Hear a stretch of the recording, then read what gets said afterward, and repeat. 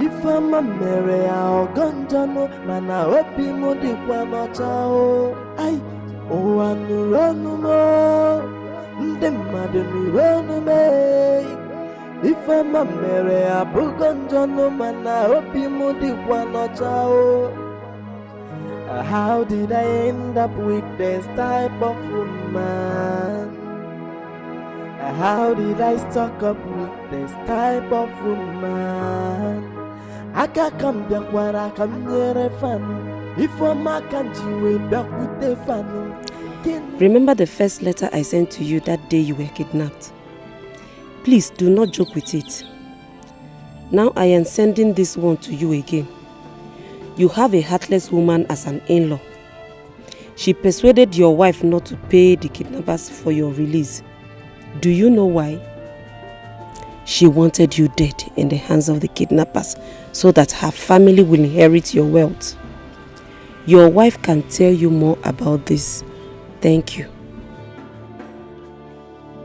I know you might not understand the content of this letter because of the spell cast on you by your mother-in-law, Teresa. She did it so that you will forget about the tipper you gave her husband. The same Teresa now has a shop at Ogige Market. She connived with your wife who has been indirectly collecting money from you each time you give her money to get things for household.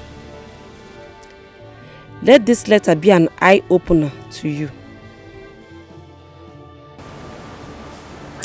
Are those information true? Of course you know they are not true. You can't be asking me this question. Did your mother ask you not to pay my ransom? My mother can never say such a thing and you know it. Where did you get this from? Okay. How about the second letter? Did you use my money to open a shop for your mother at Ogige Market? Baby, I swear I did not do it. You should know me better than this. I do not know anything about this letter. I don't know anything about it.